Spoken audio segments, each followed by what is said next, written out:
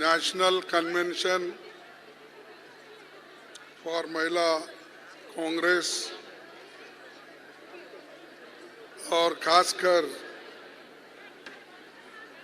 मेरा बूथ मेरी जिम्मेदारी इसका प्रतिज्ञा लेकर आप लोग आगे चुनाव में जा रहे हैं।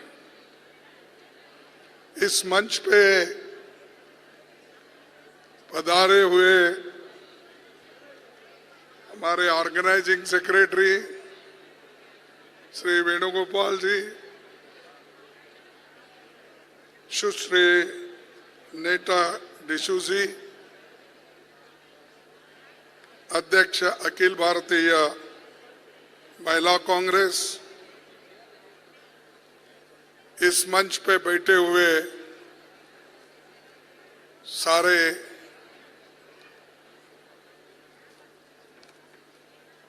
हमारे जो पूर्व अध्यक्ष महिला कांग्रेस,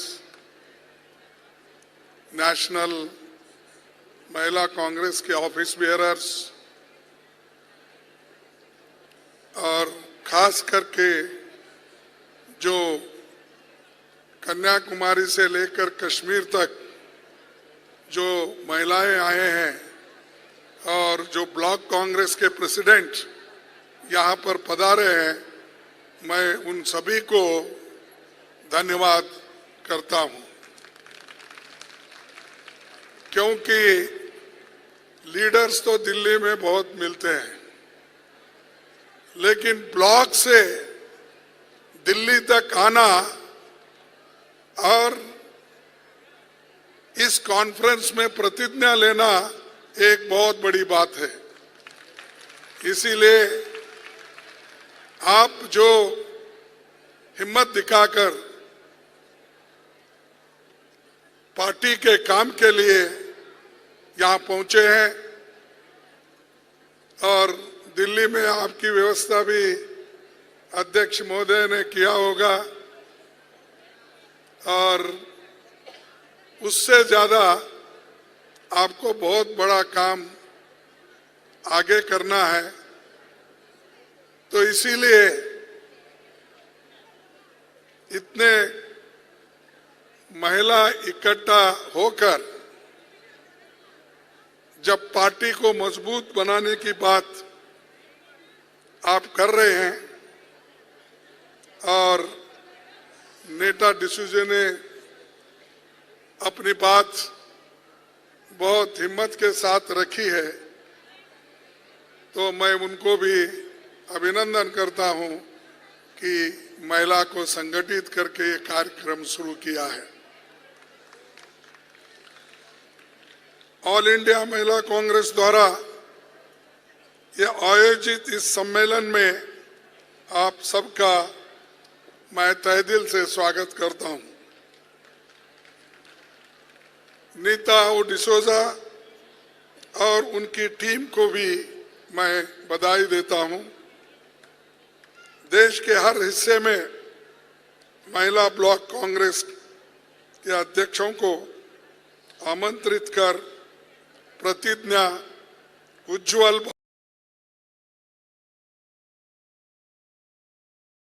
भारत के नाम से जो आयोजन हो रहा है वो सफल हो, ऐसी मेरी कामना है। हमारी महिला शक्ति तालकटोरा स्टेडियम 2 दिनों तक चिंतन मंथन करेगी, एक दूसरे के अनुभव से सीखेंगे, एक दूसरे को जानने समझने का मौका भी आपको मिलेगा। आगामी विधानसभा चुनावों और 2024 के लोकसभा चुनाव की तैयारी में आपका क्या योगदान हो, इसकी रणनीति भी यहाँ बनेगी और मेरा बूथ मेरी जिम्मेदारी नाम से एक प्रोग्राम भी लॉन्च जो हमने अभी किया है, कुछ और मसले एजेंडे में है, ये सब चुनाव में काफी मददगार होंगे। मैं मैं ऐसा भरोसा करता हूं कि जो वायदे आपने हमको दिया है वो असेंबली इलेक्शन में और आने वाले पार्लियामेंट इलेक्शन में भी आप करके दिखाएंगे, ऐसा मेरा विश्वास है।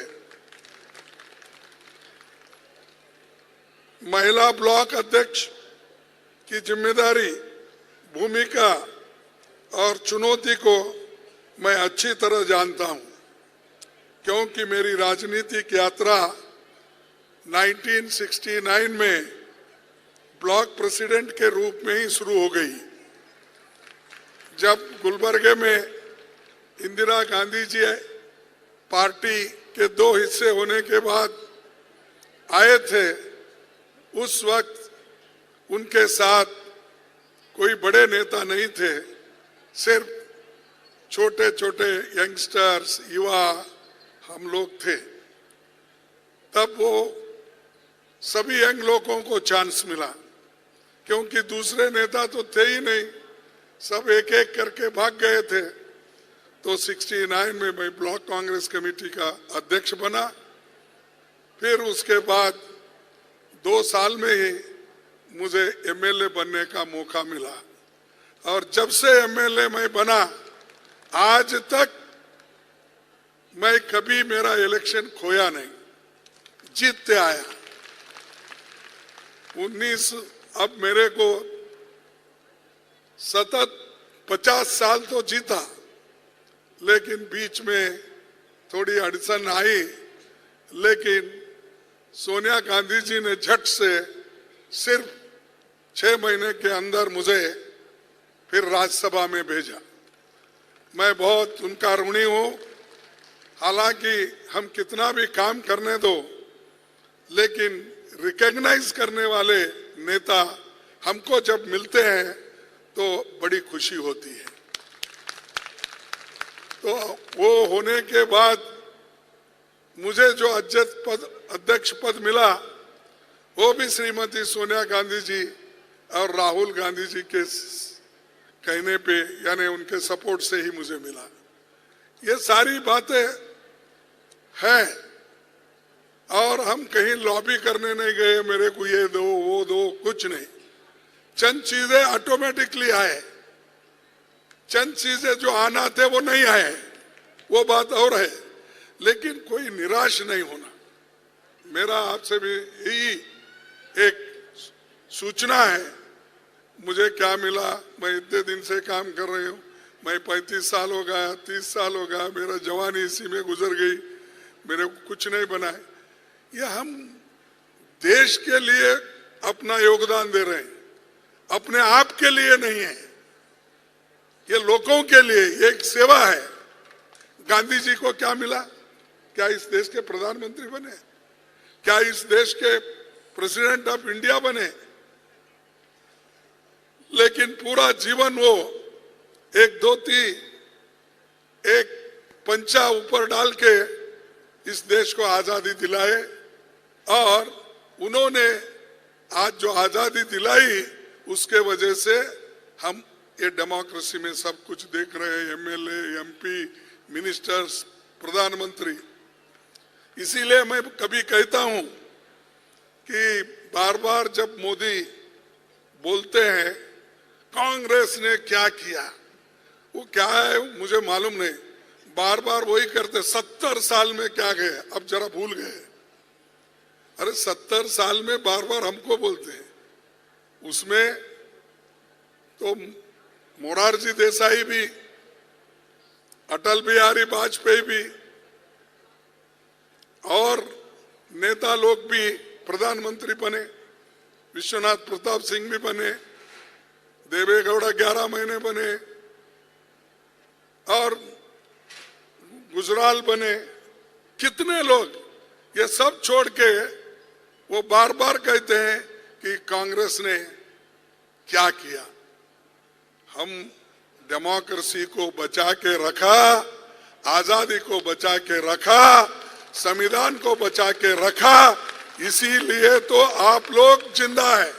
मैं उनको कहा आप प्रधानमंत्री जो बने, हम डेमोक्रेसी को जिंदा रखने की जो हमने काम की उसके वजह से आप प्रधानमंत्री बने, शाह होम मिनिस्टर बने, नहीं तो कहाँ वहीं गुजरात में रहना पड़ता था। अगर डेमोक्रेसी नहीं होती और हिफाजत नहीं करते, संविधान नहीं होता, संविधान की हिफाजत हम नहीं करते तो ये लोगों का आता पता भी नहीं लगता था। तो ये बड़ी चीज हमने की है और हर बार यही कहते हैं, हर भाषण में यही कहते हैं। परसों फिर उन्होंने पार्लियामेंट में भाषण किया, इतनी लंबी चौड़ी बात की, लेकिन उन्होंने कभी नेहरू जी को याद नहीं किया, गांधी जी को याद नहीं किया, वल्लभ भाई पटेल को याद नहीं किया, डॉक्टर बाबा साहब अम्बेडकर को याद नहीं किया, कुछ नहीं। मैं मोदी और एक बात उन्होंने हमेशा कहते हैं, एक अकेला मोदी सब अपोजिशन पे भारी पड़ता है।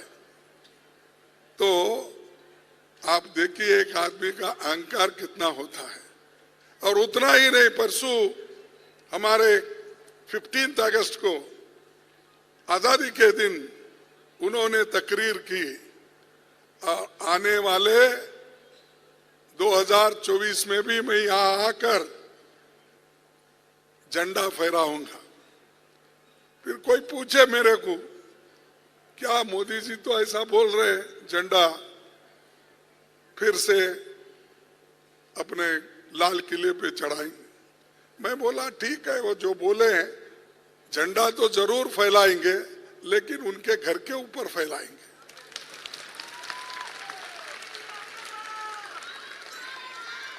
लाल किले पे नहीं, अपने घर पे जरूर चढ़ाएंगे और शाह अपने पत्नी के साथ अपने घर पे चढ़ाएंगे।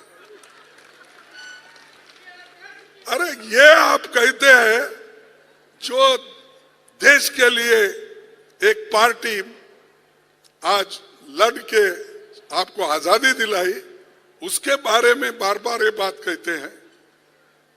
इंदिरा गांधी जी ने अपनी जान कुर्बान की क्योंकि देश को इकट्ठा रखने के लिए। राजीव गांधी जी ने देश को एकता से रखने के लिए अपना बलिदान दिया। ऐसे बड़े बड़े नेता देश के लिए बलिदान देने वाले, त्यागने वाले, मरने वाले हमारे कांग्रेस पार्टी में है। तुम्हारे पास कौन इस देश की आजादी के लिए मर क्या किए? देश को एक रखने के लिए क्या करे? मणिपुर उधर चल रहा है, लेकिन एक दिन इन्होंने झांके नहीं उधर। मणिपुर में आज ऐसा हो गया है, ट्राइबल में झगड़ा लगा है, हर गांव में झगड़ा लगा है।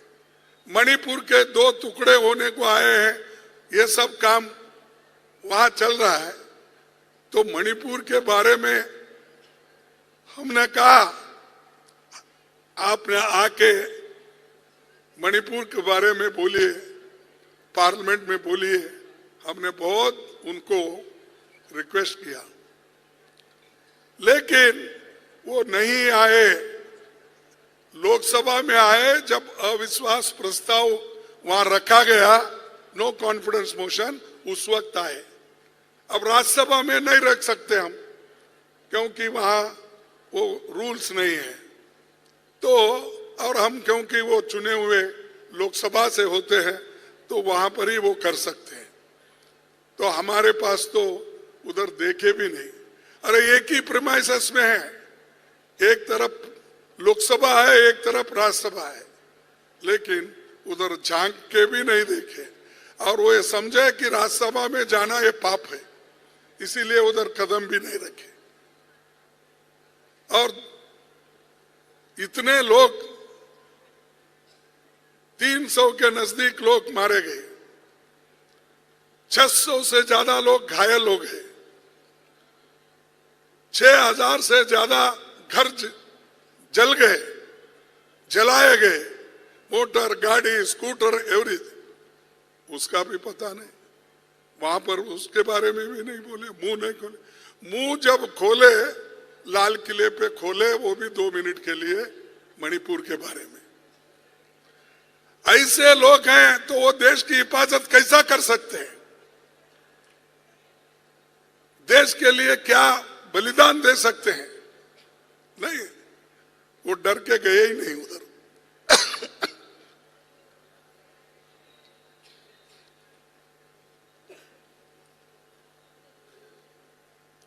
लेकिन हमारे नेता, हमारे राहुल गांधी जी, उनके साथ वेणुगोपाल भी थे, इन्होंने गए, वहां सरकार रोकी, फिर भी उन्होंने कहा हम तो पैदल जा रहे हैं, हम कार लेके जाएंगे। जब वो रोक दिए, आखिरी में वहां की सरकार ने हेलीकॉप्टर की व्यवस्था की। उस वक्त राहुल गांधी, वो तो ना एमपी है, वो अब फिर रीइंस्टेट हो गए, उस वक्त नहीं थे, या कोई मंत्री नहीं थे, कुछ नहीं। लेकिन वो अगर जा सकते मणिपुर में गरीबों की हालात देखने के लिए नागरिकों की हालात देखने के लिए, मणिपुर के स्त्रियों को वहां पर जो रास्ते पे उनको लाकर उनके साड़ियां खींच के जो ये वहां पर एक घटिया दर्जे का काम हुआ, वो काम के लिए, वो देखने के लिए खुद यहाँ राहुल गांधी गए। लेकिन इन्होंने जाके आने के बाद भी नहीं गए। कम से कम हिम्मत आता ना, अरे राहुल गांधी गए, हम क्यों नहीं जाना? लेकिन वो भी हिम्मत हार गए, चर्चा को तैयार नहीं है। महिलाओं की क्या रक्षा करते हैं? वहां पर महिलाओं को रेप किया जा रहा है, महिलाओं को साड़ी खींच के फिरा रहे, और महिलाओं को घर छोड़ के भागना पड़ रहा है, उनके बच्चे मर रहे हैं, उनके पति मर रहे हैं, उनके अगर किसी की पत्नी है तो पत्नी मर रही है, ये लोग सब मर रहे हैं। दिल्ली में बैठ के यहां से इलेक्शन का प्रचार करते फिर रहे हैं। मध्य प्रदेश में गया और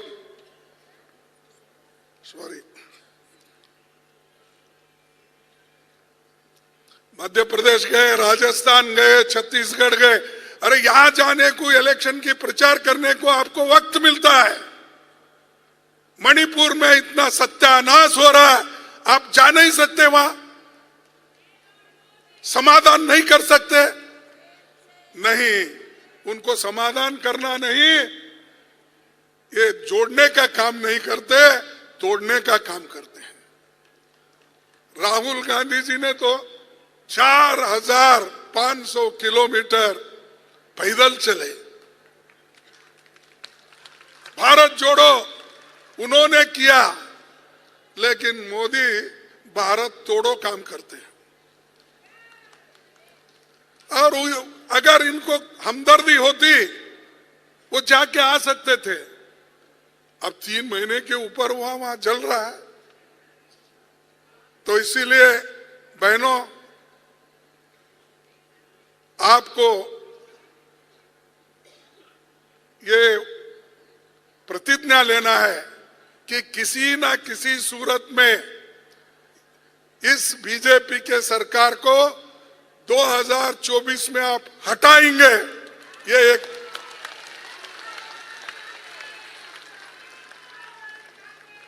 क्योंकि ये सबके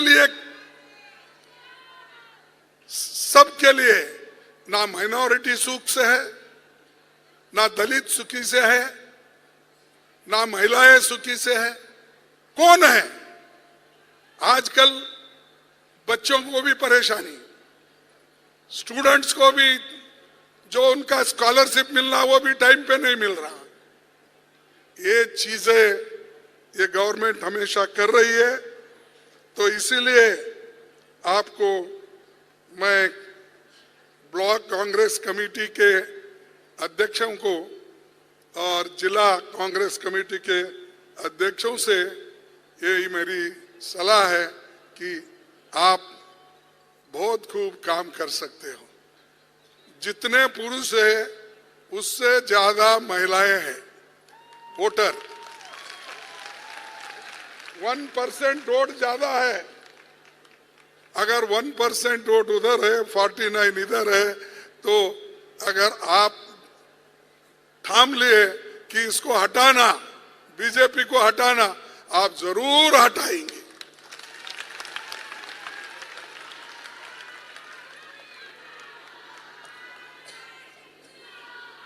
भारत में महिला शक्ति का प्रतीक है।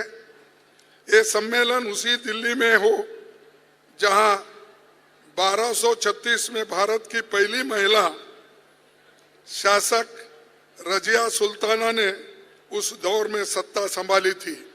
पहली महिला 800 साल पहले, जब ये सोच में भी नहीं था कि एक महिला काम का संभाल सकती है। इस घटना के करीब 800 साल होने जा रहे हैं।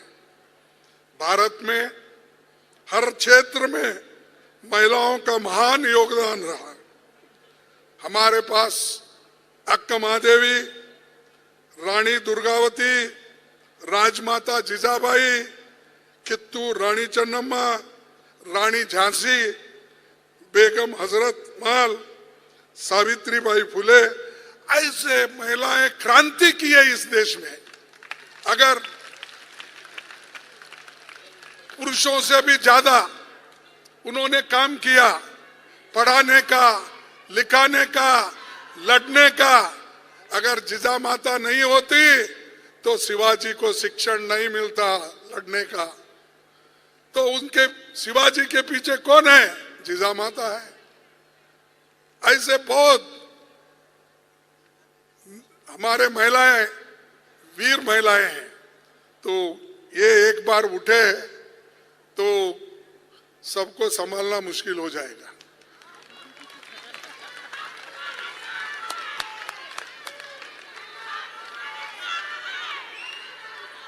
और मैं एक बात कहूंगा, सरदार पटेल को बारदोली में सरदार की उपाधि महिलाओं ने दी। सरदार का जो टाइटल दिया वो महिलाओं ने दिया, कोई पुरुष ने नहीं दिया। और हमारी नेता श्रीमती कमला नेहरू, सरोजनी नायडू, अरुणा असफ अली, राजकुमार अमृत कौर जैसी कई नायकों ने अंग्रेजी राज को हिला दिया था। प्रधानमंत्री के रूप में इंदिरा जी के कामों को देश भूल नहीं सकता। उत्तराखंड की महिलाओं को चिपको आंदोलन की दुनिया जानती है। तो ये महान नेता है। अगर आज बार बार ये जो बीजेपी के लोग हम पे टीका टिप्पणी करते हैं, उनका एक ही है, वंशवाद। ये आ रहा है भाई। वंशवाद में इंदिरा गांधी जी देश के लिए गरीबी हटाओ प्रोग्राम दी, महिलाओं की सशक्त बनाने का प्रोग्राम दिया।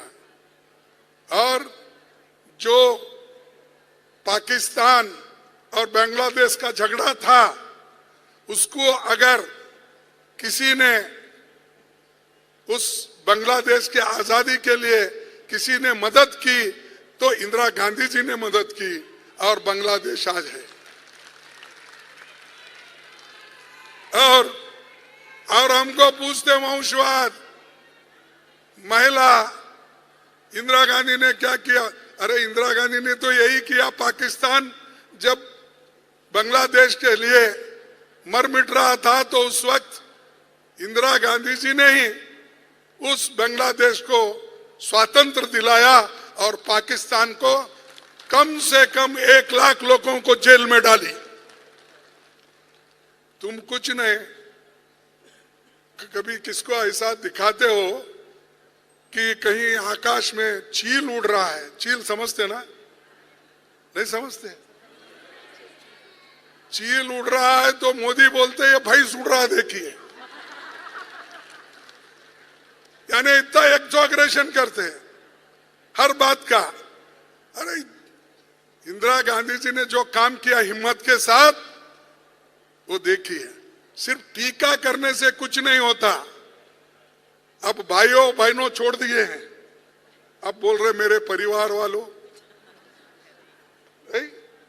मेरे परिवार वालों आप देखिए, मैं इतनी कोशिश किया, ये अपोजिशन पार्टी वाले मुझे ऐसा कहते हैं, हाँ इंडिया ऐसा कर रही है। अरे इंडिया ऐसा कर रही है, रो मत भाई, तुम भी फाइट करो ना। क्यों रो? ऐसा कर रहे वैसा कर रहे, हम तो लड़ रहे हैं। आपके जो अनेक हमारे लोगों को सता रहे हैं, अपोजिशन के लोगों को सता रहे, ईडी का उपयोग कर रहे हैं, सीबीआई का उपयोग कर रहे हैं, और जो नेता आज तक कहीं कलंकित नहीं, उनको भी अंदर डाल के हमारे कांग्रेस पार्टी को सता रहे। लेकिन कांग्रेस पार्टी डरने वाली नहीं है। जब तक आपका साथ है और आगे हम बढ़ने।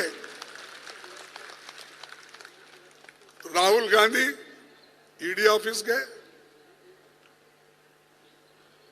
इंदिरा गांधी जी गए, मैं गया, सभी लोग ईडी ऑफिस जाके आए।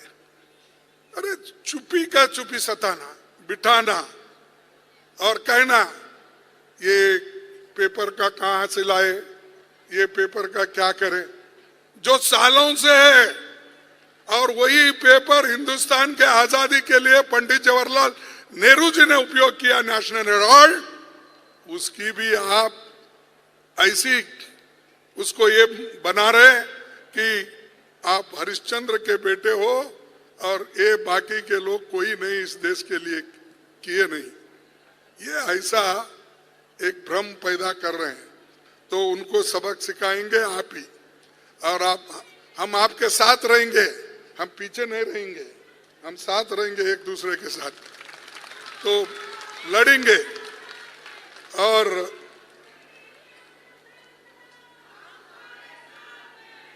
चेयरपर्सन सोनिया गांधी जी हमारे सामने एक साक्षात उदाहरण है, जिन्होंने प्रधानमंत्री पद त्याग कर दुनिया में एक मिसाल कायम की।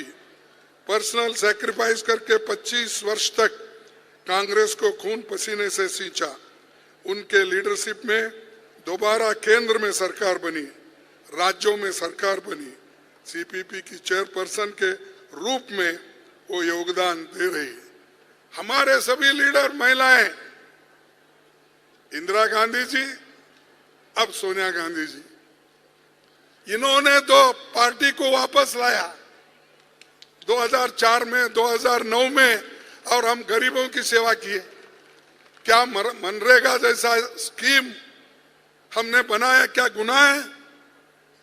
कंपलसरी एजुकेशन एक्ट करके गरीबों को, बच्चों को पढ़ाने के लिए हमने एक मौका दिया, वो क्या गलती है हमारी? जो भूखे पेट आज लोग, मजदूरी नहीं मिलती, खाना नहीं मिलता, तो उसके लिए हमने फूड सिक्योरिटी एक्ट लाया। क्या वो हमारी गलती है? बताओ आप, ऐसा कौन सा तो काम किए हैं क्या? हाँ जरूर किए हैं। हम क्या किए हैं?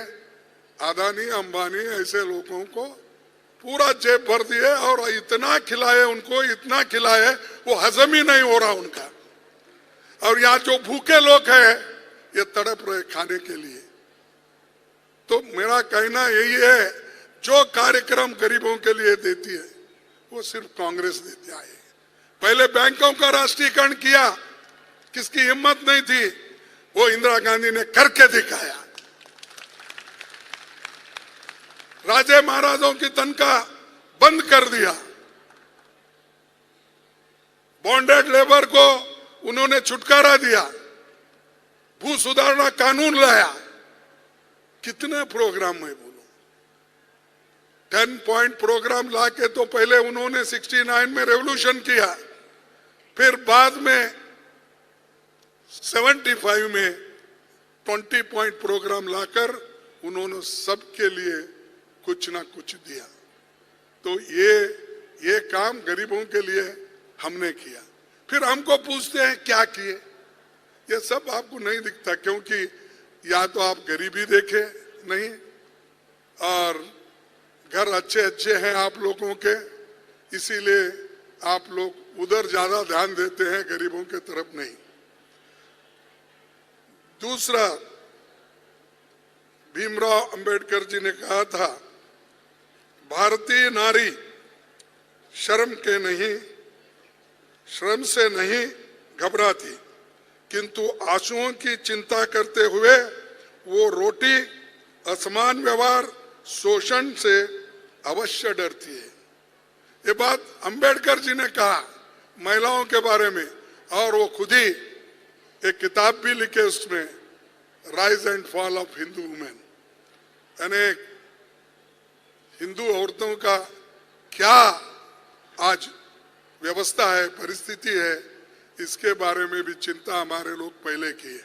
हालांकि हमारे पूर्वजों ने नहीं किया, हमारे पूर्वजों ने यहाँ तक करते थे कि महिला पढ़ना नहीं, महिला लिखना नहीं, महिला किसी जॉब में नहीं जाना, ऐसे सब हमारे पुरखे जो आज ठेकेदार बने हैं, आरएसएस बीजेपी वाले, ये सिखाते थे पहले। जिस उसूलों पे वो विश्वास रखते, वो उसूल ये है, वो आइडियोलॉजी ये है, महिलाओं को नहीं पढ़ाना, महिलाओं का काम सिर्फ पुरुषों की पूजा करना।